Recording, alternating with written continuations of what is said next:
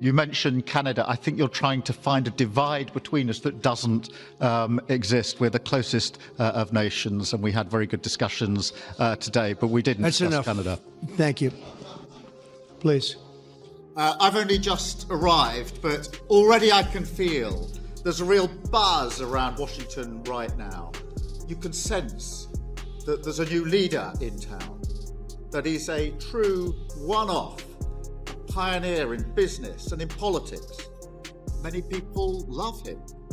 Others love to hate him. What started as an ordinary press briefing in Florida abruptly exploded into an international political moment when Donald Trump, without warning or restraint, launched a sharp attack on Keir Starmer. Britain wasn't even on the agenda until it was. In a sudden pivot, the former U.S. president went after the Labour leader's leadership approach, policy record, and position on border security. What was meant to be a routine appearance instantly became a live political flashpoint. Cameras caught it all as broadcasters scrambled to react, and within moments the clip dominated screens on both sides of the Atlantic.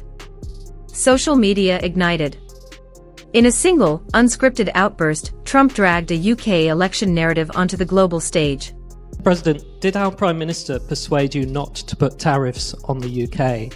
And if I may, Prime Minister, do you think that Vladimir Putin is a man who will keep his word? Thanks. He tried. He was working hard, I'll tell you that. He earned whatever the hell they pay him over there. But he tried. I think there's a very good chance that in the case of these two great friendly countries, I think we could very well end up with a real trade deal where the tariffs wouldn't be necessary. We'll see. But he earned whatever they pay him here and today. He was working hard at lunch, and I'm very receptive to it. Back in London, Starmer's camp offered nothing in return. No rebuttal, no statement, no rapid response, only silence, and it echoed louder with every passing hour. As Trump's comments dominated headlines and primetime coverage, Westminster watched a communications void take shape. Labour's press office remained inactive, providing neither clarification nor challenge, allowing the moment to drift unchecked. In political reality, that kind of pause creates exposure, and in a fast-moving media cycle, exposure invites pressure. Analysts moved in quickly, questioning whether Starmer had been blindsided, whether advisors were racing to contain the fallout, or whether the party had misjudged the threat of outside disruption. As the quiet stretched on, it began to resemble disorder, prompting even loyal supporters to question Labour's crisis response and media discipline. Will deal with whoever is the president of America. It's very possible that Donald Trump will return to the White House at the start of the next year. Your team has, I think, quite close links to parts of the Biden administration. Have you had any contact with the Trump team? Well, look, you're right. We do have close links with the Biden administration. That is very important to us, particularly in terms of our history, our traditions, and our values as a Labour Party. But ultimately, later this year, it falls to the American people to decide who they want as their president, and I will deal with whoever is the president of America. The special relationship, the long-standing relationship that we've had, not least on nuclear deterrence, is far stronger than the identity of the next president of the US. Have you had any outreach or ties with the Trump campaign, the Trump operation so far? Behind closed doors, party insiders conceded they never anticipated Trump inserting himself into British politics so forcefully, especially at such an early stage of the election cycle. But shock didn't justify the slow reaction. To many observers, the delay projected fragility, giving Trump's remarks free rein to dominate headlines and social feeds for over 24 hours. As Labour worked frantically out of public view, rivals moved fast. Nigel Farage, ever eager for political drama, eagerly seized the moment, applauding Trump's comments as a blunt wake-up call and arguing they revealed Labour's distance from ordinary voters and its unclear vision for post-Brexit Britain. Right-leaning outlets amplified the message, portraying Trump as voicing truths UK politicians supposedly lacked the courage to say. Even some Conservative MPs privately welcomed the diversion, not necessarily backing Trump's claims, but satisfied to see Starmer's foreign policy exposed to scrutiny. Still, the gamble carried danger. Experienced diplomats cautioned that such interference risked straining UK-US relations at a sensitive time, with trade talks already under pressure.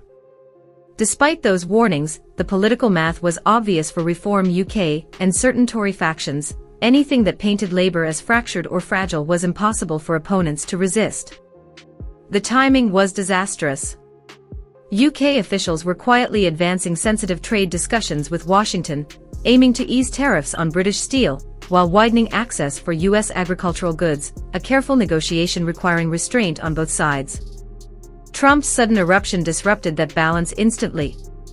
Even with Joe Biden in the White House, Trump's influence remains potent, particularly among Republican lawmakers and conservative media circles. His remarks still shape narratives, steer political debate, and sway public opinion, especially with a potential return to power looming. For Starmer, the pressure intensified. His effort to project authority and credibility on the global stage was suddenly put under a harsh spotlight. Instead of headlines reinforcing Labour's readiness to govern, the focus shifted to foreign interference, geopolitical alignment, and his capacity to hold firm when challenged.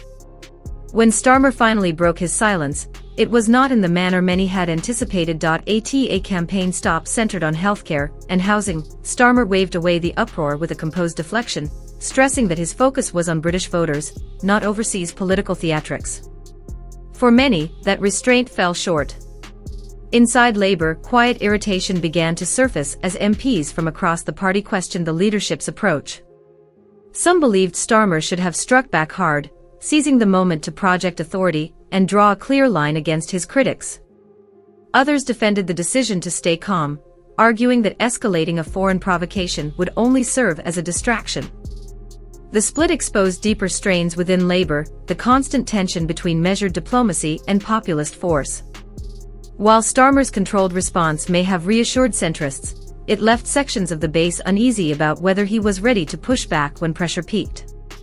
As politicians weighed their next moves, the media machine went into overdrive. UK newsrooms splashed banner headlines, casting the clash as a defining test of Starmer's leadership, with tabloids treating it like a showdown, and broadcasters running endless panels dissecting Trump's intent, Labour's restraint, and Britain's global standing. Yet the real storm was brewing online. Clips of Trump's outburst were rapidly sliced into viral sound bites and flooded across TikTok, X, and YouTube, where reactions split instantly. Some praised it as blunt truth-telling, while others condemned it as reckless interference.